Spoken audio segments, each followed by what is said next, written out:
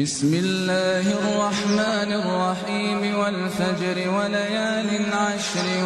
والشفع والوتر والليل إذا يسري هل في ذلك قسم لذي حجر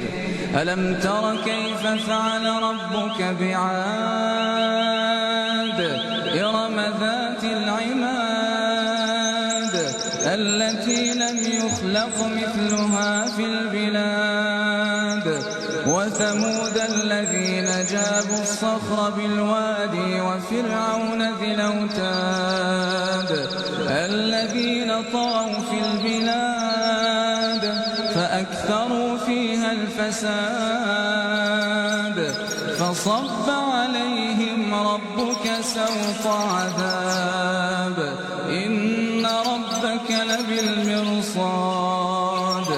فأما الإنسان إذا ما ابتلاه ربه فأكرمه ونعمه فيقول ربي أكرمن وأما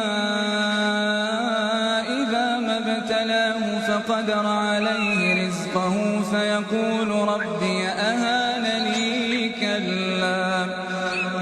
بل لا تكرمون اليتيم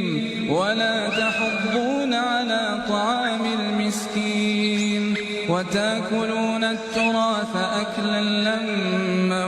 وتحبون المال حبا جما كلا إذا دكت الأرض دكا دكا وجاء ربك والملك صفا صفا وجيء يومئذ بجهنم يومئذ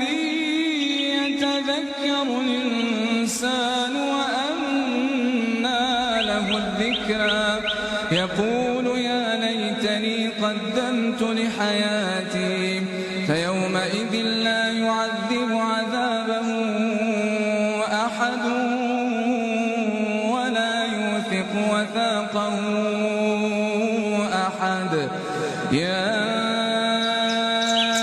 أيتها النفس المطمئنة ارجعي